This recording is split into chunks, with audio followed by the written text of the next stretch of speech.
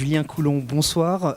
Vous êtes dirigeant de Cedexis et vous venez de remporter le prix de l'innovation d'avenir pour le prix de l'entrepreneur 2014 dans la région Île-de-France. Bonsoir. Bonsoir. Alors, vous êtes spécialisé dans le crowdsourcing. Est-ce que vous pouvez nous en dire un petit peu plus ? Alors le crowdsourcing, c'est la façon dont on collecte des données. Nous, notre métier, il s'adresse aux éditeurs de contenu et notre objectif est d'améliorer les performances d'affichage des sites et des applications mobiles, d'optimiser les coûts de diffusion, de chouchouter Google, puisque comme vous le savez peut-être, Google prend en compte la performance pour mieux crawler les sites et faire en sorte d'être mieux référencé, vous permettre d'avoir une vraie vue utilisateur temps réel de la perception du site ou de l'application mobile depuis tous les réseaux du monde et enfin assurer 100% de disponibilité. Donc voilà les 5 critères sur lesquels on axe nos efforts. Alors vous avez dit sur la scène que vous recherchiez dans les bas-fonds de l'Internet.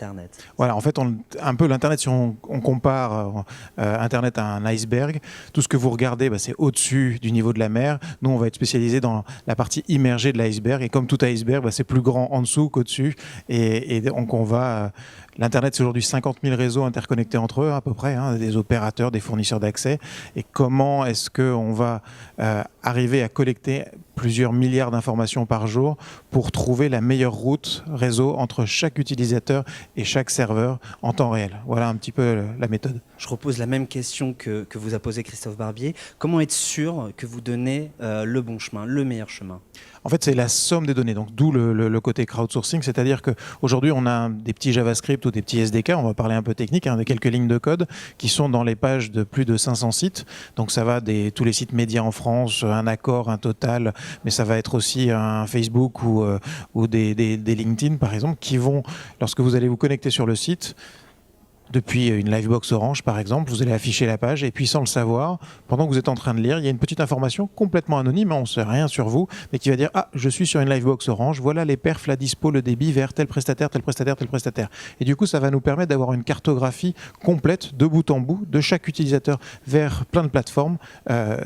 Voilà, cette cartographie dans temps réel. Et un peu, je ne sais pas si vous avez un coyote ou un GPS dans la voiture qui vous évite d'avoir des embouteillages. En fait, c'est les gens qui sont dans les embouteillages qui remontent des informations, qui disent je suis dans un embouteillage. Et du coup, vous êtes derrière et vous savez qu'il faut prendre la première sortie pour éviter l'embouteillage. Et ça, c'est crucial parce que quand on est un site, par exemple, de e-commerce, cette rapidité peut parfois permettre de multiplier par beaucoup très significativement, la transaction finale. Oui, il faut voir que sur un site internet, vous avez la partie émergée de l'iceberg, oui. Ça représente à peu près 26% de la latence.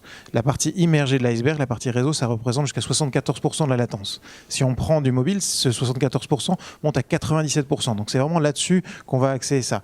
Si vous avez un internaute qui se connecte en 10 secondes, le taux de transformation, c'est-à-dire le nombre de ventes par visite, va être aux alentours de 0,5%. Par contre, les internautes qui vont se connecter aux alentours de 2 secondes à 3 secondes, on a vraiment une espèce de grande marche où il faut essayer d'atteindre le moins de 3 secondes. Là, le taux de transfo va pouvoir atteindre 4, 5, 6, 7%. Et donc, plus vous avez un site qui va vite, plus vous avez de pages vues, plus vous avez de pubs vues, plus vous avez de produits dans le panier, plus vous avez de cross-selling, d'upselling. 81% des internautes arrêtent de regarder une vidéo si elle bufferise. Une innovation d'avenir. En tout cas, c'est ce qu'on aura compris avec ces 3 minutes que vous aurez passées avec nous. Merci à vous, Julien Coulon, fondateur et dirigeant de Cedexis. Je le rappelle, vous venez de remporter le prix de l'innovation d'avenir pour le prix de l'entrepreneur de l'année 2014 dans la région Île-de-France, un événement organisé par EY et l'Express. Merci à vous et à bientôt. Merci à vous et merci à WeDoBiz. Merci.